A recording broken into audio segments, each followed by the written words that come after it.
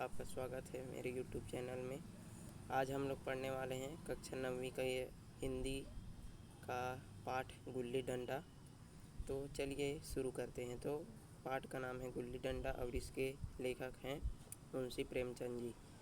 तो इसमें प्रेमचंद जी कहते हैं कि हमारे अंग्रेजी दोस्त माने या ना माने, मैं तो यही कहूँगा कि गुल्ली डंडा सब खेलों का राजा है। तो इसमें बताते हैं कि भले ही हमारे जो अंग्रेज़ हैं वो माने या ना माने, लेकिन हमारा जो खेल है उसमें सब खेलों का राजा गुल्ली डंडा ही है। अब भी कभी लड़कों को गुल्ली डंडा खेलते देखता हूँ तो जी लोट-पोट हो जाता है और इनके साथ जाकर खेलने लग जा ऐसा मेरा मन करता है। ऐसा जो है प्रेमचंद जी कहते हैं, जो है लेखक जो ऐसा कहते हैं कि जब कभी भी मैं लड़कों को गुल्ली डंडा खेलते देखता हूँ तो मेरा भी मन खेलने के लिए उत्साहित हो जाता है। ना लान की ज़रूरत, ना कोर्ट की, ना नेट की और ना ही थापी की। तो इस खेल में किसी भी प्रकार की चीज़ की ज़रूरत नहीं पड़ती। मज़े से किसी पेड़ की एक टहनी काट ली, गुल्ली बना ली और 2 आदमी भी आ जाएँ तो खेल शुरू हो जाता है। तो इसमें लेखक कहते हैं कि इस खेल में किसी भी पेड़ की एक टहनी काट लो, गुल्ली बना लो और फिर 2 आदमी भी आ जाएँ तो इस खेल को शुरू किया जा सकता है। अब विलायती खेलों में सबसे बड़ा ऐब यह है कि उसके सामान महंगे होते हैं। हम सब लोग जानते हैं कि जो भी बड़े खेल होते हैं, जो भी बाहर के खेल होते हैं, उसमें सबसे बड़ा जो प्रॉब्लम होता है उसमें जो है उनके सामान जो है महंगे होते हैं। जब तक कम से कम 1 सैकड़ा ना खर्च कीजिए, खिलाड़ियों में से शुमार नहीं आती। यानी कि किसी भी खेल को खेलने से पहले जब तक उसमें 1 सैकड़ा ना खर्च करें तब भी उसमें मज़ा नहीं आता। यहाँ गुल्ली डंडा है कि बिना हर फिटकरी के चोखा रंग देता है, लेकिन गुल्ली डंडा में ऐसा कुछ भी नहीं होता। पर हम अंग्रेज़ी चीज़ों के पीछे ऐसे दीवाने हो रहे हैं कि अपनी सारी चीज़ों में अरुचि हो गई है, लेकिन हम धीरे धीरे अपने पुरानी चीज़ों को भूलते जा रहे हैं और जो अंग्रेज़ी चीज़ों हैं वो चीज़ हैं उनको जो है अपनाते जा रहे हैं। स्कूलों में हर एक लड़के से 3-4 रुपये सालाना केवल खेलने की फ़ीस ली जाती है। सभी स्कूलों में देखा जाता है कि प्रत्येक स्कूल में जो है खेलों के नाम पर जो है फ़ीस लिया जाता है, लेकिन कोई भी ये नहीं सोचता कि ऐसे भी खेल हैं जो पारंपरिक भी हैं और उसमें किसी भी प्रकार का जो है खर्च नहीं होता। अंग्रेज़ी खेल उनके लिए हैं जिनके पास धन है और जिन गरीब लड़कों के लिए सिर क्यों यह व्यसन उमड़ते हैं। तो अंग्रेज़ी खेल सिर्फ उन लोगों के हैं जिनके पास धन है और गरीब लोगों के लिए खेल बिल्कुल भी नहीं है। गुल्ली से आँख फूट जाने का भय रहता है और क्या क्रिकेट से सिर फूट जाने का नहीं, तिल्ली फट जाने, टांग टूट जाने का भय नहीं रहता। लोग कहते हैं कि सिर्फ गुल्ली से ही आँख फूट जाते हैं, लेकिन क्या लोग ये नहीं सोचते कि क्या क्रिकेट से टांग टूट जाते हैं, ये नहीं सोचते। अगर हमारे माथ में गुल्ली का दाग आज तक बना हुआ है तो हमारे कई दोस्त ऐसे भी हैं जो धापी को बैसाखी में बदल बैठे। यह अपनी अपनी रुचि है। मुझे गुल्ली ही सब खेलों से अच्छी लगती है और बचपन की मीठी स्मृति गुल्ली से सबसे मीठी है। लेखक बताते हैं कि उनको सब खेलों में से गुल्ली डंडा का खेल सबसे बड़ा ही सबसे उनको अच्छा लगता है। आगे चलते हैं। यह प्रातःकाल घर से निकल जाना, वह पेड़ पर चलकर टहनी काटना और गुल्ली बनाना, वह उत्साह, वह खिलाड़ियों में जमघट, यह पदना और पदाना, वह लड़ाई झगड़े, वह सरल स्वभाव जिससे छूत अछूत अमीर गरीब का बिल्कुल भेद नहीं रहता था।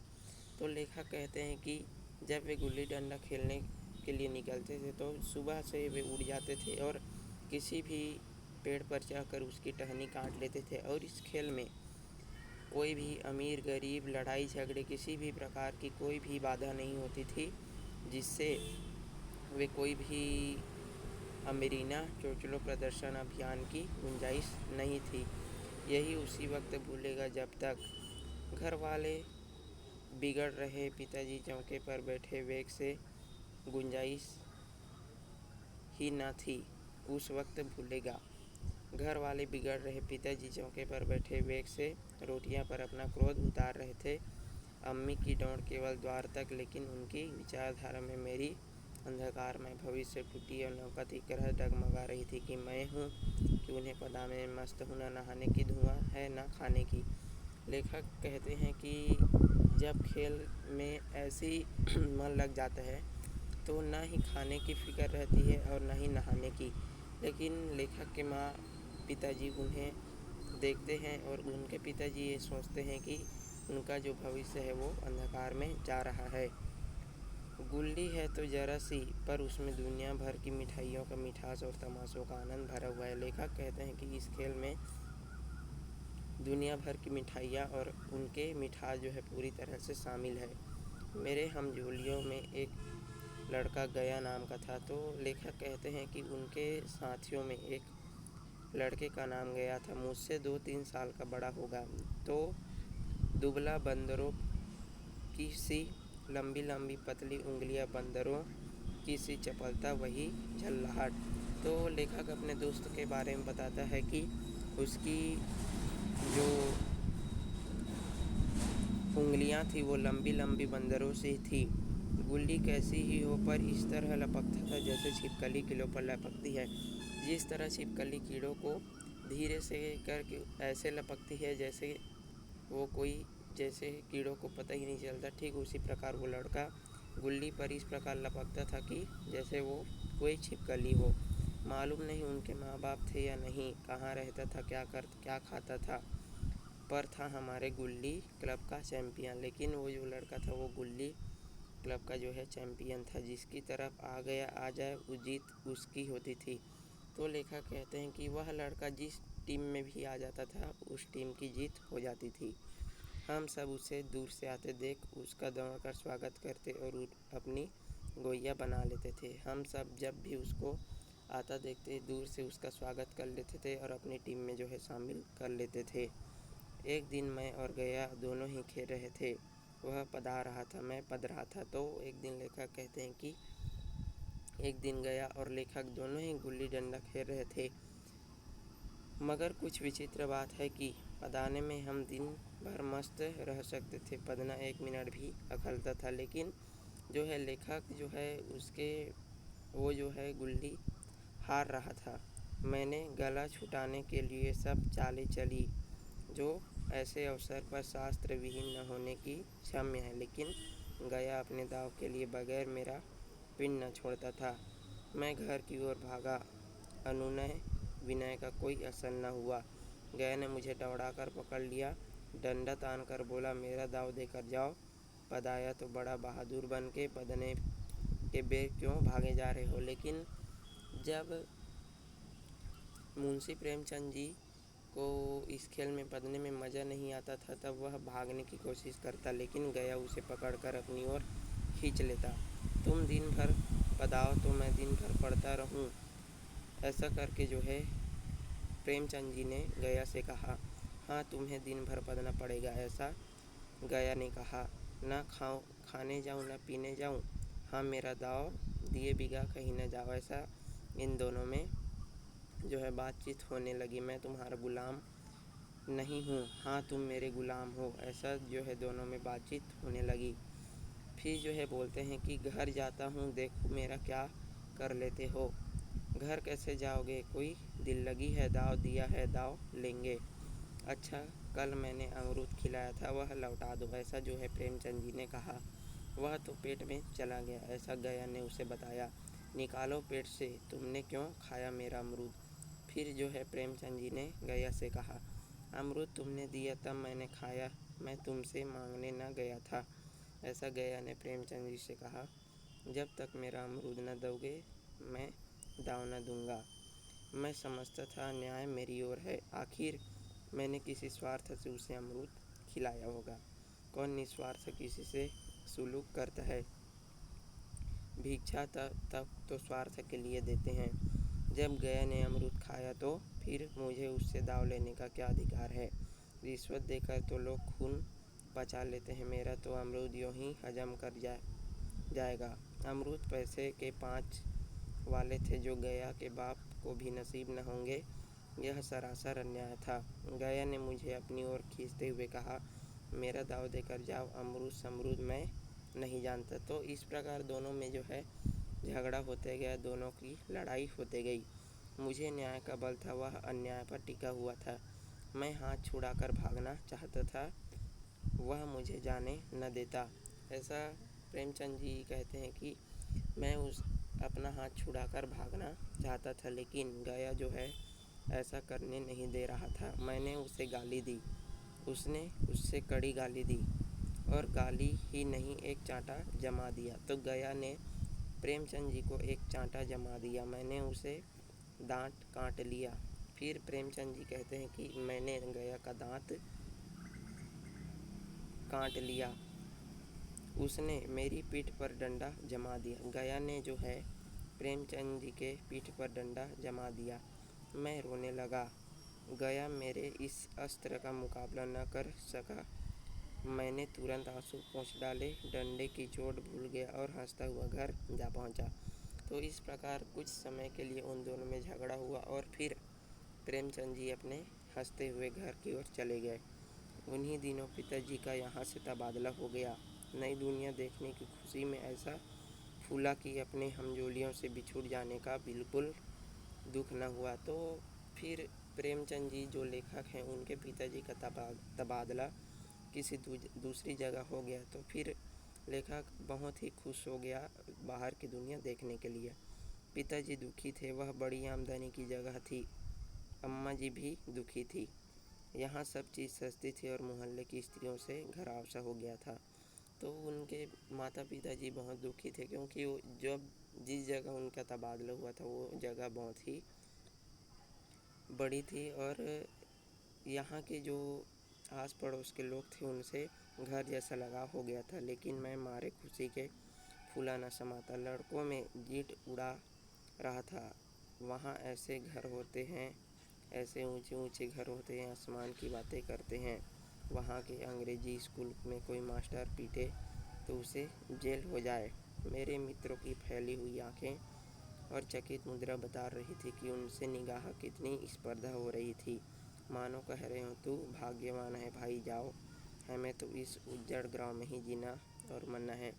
तो लेखक बताते हैं कि वे अपने मित्रों से बातें कर रहे थे कि उनके पिताजी का तबादला हो गया है और वो जिस जगह जाने वाले हैं वो ऐसी जगह है जहाँ ऊंचे ऊंचे घर हैं और वो बहुत ही अच्छी जगह है। तो इससे लेखक के जो मित्र हैं वो बहुत ही चकित हो जाते थे। 20 साल गुजर गए। मैंने इंजीनियरिंग पास की और उसी ज़िले का दौरा करता हुआ उसी कस्बे में पहुंचा और डाक बंगले में ठहरा। उस स्थान को देखते ही इतनी मधुर बाल स्मृति का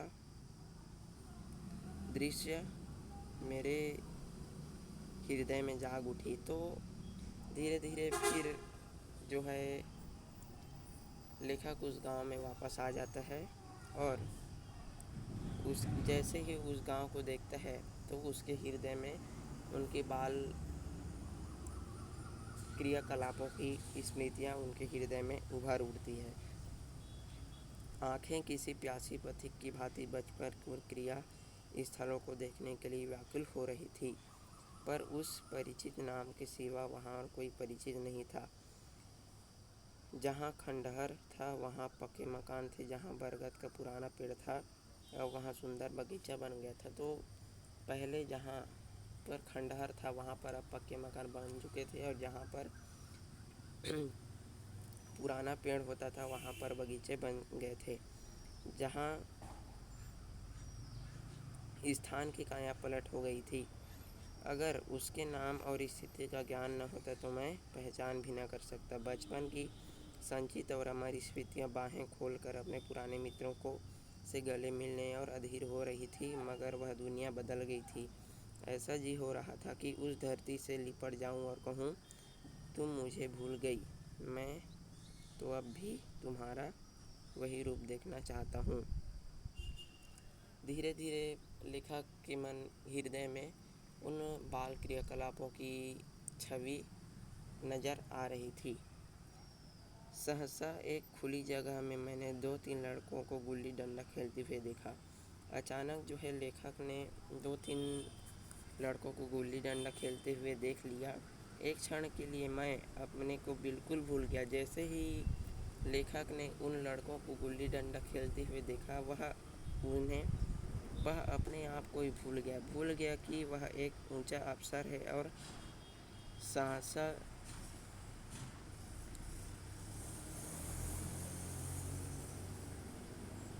जाकर एक लड़के से पूछा, क्यों बेटे, यहाँ कोई गया नाम का आदमी रहता है?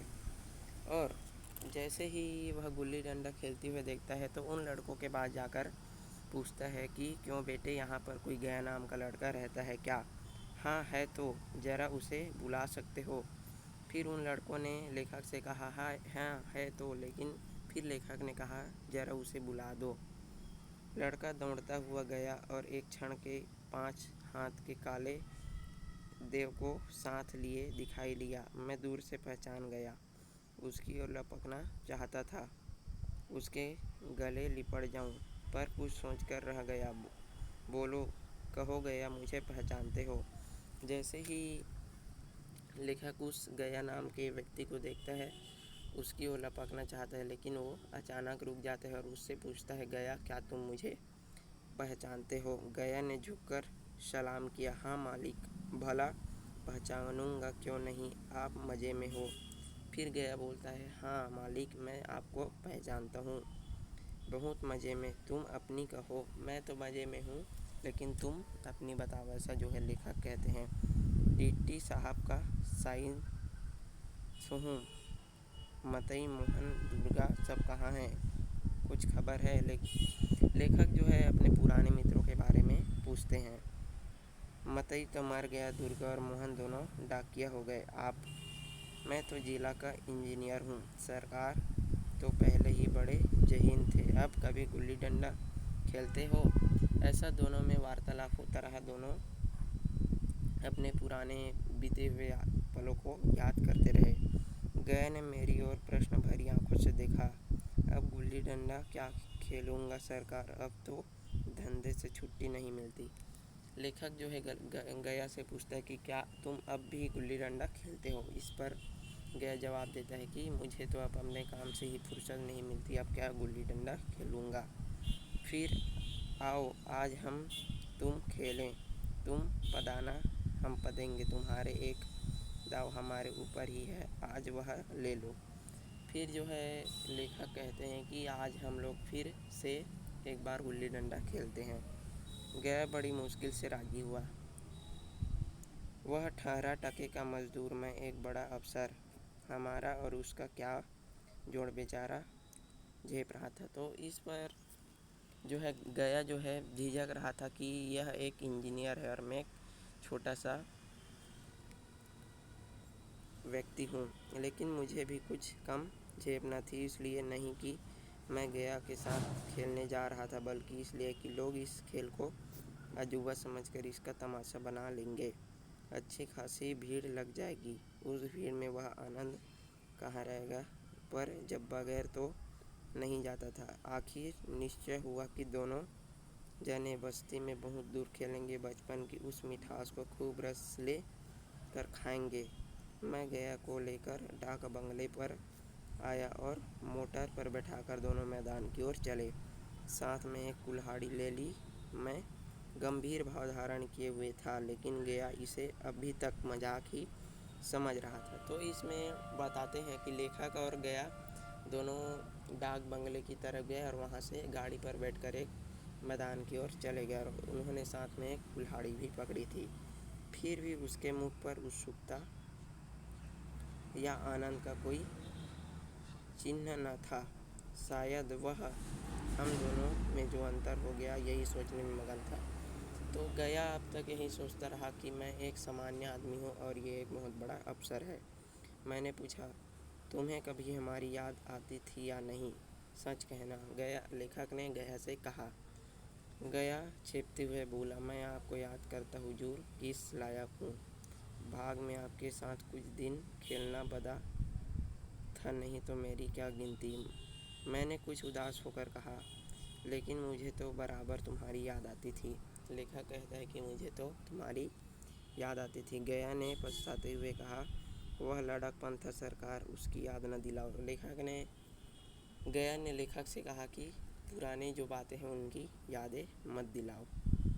वाह, वह मेरे बाल जीवन की सबसे रसीली याद है। तुम्हारे उस डंडे से जो रस था वह अब न तो आदर सम्मान से पाता हूँ न धन से।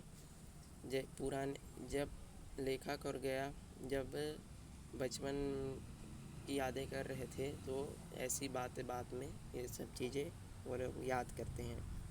खेल शुरू हो गया।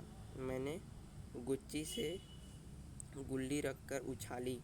गुल्ली गया के सामने से निकल गई। उसने हाथ लपकाया पर जैसे मछली पकड़ रहा हो। गुल्ली उसके पीछे जाकर गिरी। यह वही गया जिसके हाथ से गुल्ली आप ही आकर बैठ जाती थी। वह दाहिने बाएं कहीं हो, गुल्ली उसके हथेली में पहुंचती थी जैसे गुल्लियों का वशीकरण डाल दिया हो। नई गुल्ली, पुरानी गुल्ली, छोटी गुल्ली, बड़ी गुल्ली, नोकदार, सपाट गुल्ली सभी उसमें मिल जाती थी जैसे उसके हाथ में कोई चुंबक हो, गुल्लियों को खींच कर लेता था। आज उसने वह प्रेम नहीं था। पुराने जब वो लोग बचपन में गुल्ली डंडा खेलते थे, सब गुल्ली गया के हाथों में ऐसे से चिपक जाती थी जैसे उसके हाथ में कोई चुंबक हो, लेकिन अब ऐसा नहीं होता था। फिर तो मैंने पदाना शुरू किया। मैं तरह तरह की धांधलियाँ कर रहा था। गया की बारी आनी चाहती थी। गुल्ली पर ओछी चोट पड़ती और वह जरा दूर गिर पड़ती तो मैं झपट कर उसे खुद उठा लेता, दोबारा टांग लेता। गया सारी वे कादियाँ देख रहा था पर कुछ न बोलता और उसे कायदे कानून भूल गया था। और दोनों के बीच खेल जो है चलती रही और वो लोग गया चुपचाप उसके गुल्ली डंडा खेलता रहा। उसका निशाना कितना अचूक था। गुल्ली उसके हाथ से निकल कर टन से डंडे से आकर लगती थी। उसके हाथ से छूटकर उसका काम था डंडे से टकरा जाना। लेकिन आज वह गुल्ली डंडे से नहीं, कभी दाहिने जाती तो कभी बाएं, कभी आगे कभी पीछे। आधे घंटे पदाने के बाद एक गुल्ली डंडे में आ लगी। मैंने धांधली की। गुल्ली डंडे में नहीं लगी, बिल्कुल पास से गई लेकिन नहीं लगी। गया ने किसी प्रकार का संतोष प्रकट नहीं किया, न लगी होगी। ऐसा दोनों में खेल जो है चलता रहा। डंडे में लगती तो क्या बेईमानी करता? नहीं भैया, तुम भला बेईमानी करोगे ऐसा जो है गया ने कहा। बचपन में मजाल था कि मैं ऐसा घपला करके जीत बचता, यही गया गर्दन का चढ़ बैठता। लेकिन आज मैं उस कीमती आसान धोखा दिए चला गया था। गधा है, सारी बातें भूल गया। तो इन दोनों में ऐसी बातें जो है होती रही। सहसा गुल्ली फिर डंडे से लगी और इतनी जोर से लगी जैसे बंदूक छूट गई हो। इस प्रमाण के सामने अब किसी तरह की धांधली करने का साहस मुझे इस वक्त भी न हो सके, क्योंकि क्यों न एक बार सब झूठ बताने की चेष्टा करूं। मेरा हरज ही क्या, मान गया तो वाह, नहीं तो 2-4 हाथ पदाना ही तो पड़ेगा। अंधेरे का बहाना करके जल्दी से छुड़ा लूँगा, फिर कौन दाव देने आता है, ऐसा जो है लेखक ने कहा। गया ने विजय पे उल्लास से कहा, लग गई, टन से बोली। मैंने अनजान बनने की चेष्टा करके कहा, तुमने लगते देखा क्या? मैंने तो नहीं देखा, टन से बोली है सरकार, और जो किसी ईंटे से टकरा गई हो। ऐसा फिर जो है लेखक ने उसको गुमराह करने की कोशिश की।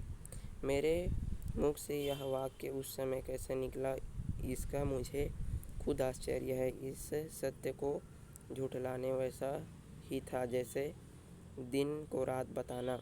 हम दोनों ने गुल्ली को डंडे से जोर से लगते देखा, लेकिन गया ने मेरा इस कथन स्वीकार कर लिया। हाँ, किसी ईंट में ही लगी होगी, डंडे में लगती तो इतनी आवाज़ ना आती। फिर गया ने उसका विश्वास कर लिया और वो बोला कि हाँ बिल्कुल ऐसा हो सकता है कि गुल्ली जो है ईंट से लगी होगी। मैंने फिर पदाना शुरू कर दिया, लेकिन इतनी प्रत्यक्ष धांधली कर लेने के बाद भी सरलता पर मुझे दया आने लगी। इसलिए जब तीसरी बार गुल्ली डंडे में लगी तो मैंने बड़ी उदारता से दाव देना तय कर दिया। लेकिन जब तीसरी बार फिर गुल्ली जो है डंडे से लगी, फिर जो है लेखक ने हार मान ली। गया ने कहा, अब तो अंधेरा हो गया भैया, कल पर रखो। मैंने सोचा कल बहुत सा समय होगा, यह न जाने कितनी देर पदाए, इसलिए इसी वक्त मुआवजा साफ कर लेना अच्छा होगा। नहीं नहीं, अभी बहुत उजाला है, ऐसा लेखक ने कहा। तुम अपना दाव ले लो, गुल्ली सूझेगी नहीं, कुछ परवाह नहीं। गया ने पदाना शुरू किया, पर उसे अब बिल्कुल अभ्यास न था। उसने 2 बार टांग लगाने का इरादा किया, पर दोनों ही बार वह चूक गया। 1 मिनट से कम में ही वह खो बैठा। मैंने अपनी हृदय की विशालता का परिचय दिया। ऐसा दोनों में खेल जो है चलते रहा। एक दाव और खेल लो, तुम तो पहले ही हाथ में हुच गए। नहीं भैया, अंधेरा हो गया, तुम्हारा अभ्यास छूट गया, कभी खेलते नहीं, खेलने का समय कहाँ मिलता भैया। ऐसा दोनों में वार्तालाप होने लगा। मैंने शाम का समय दिया और दूसरे दिन मैच देखने गया।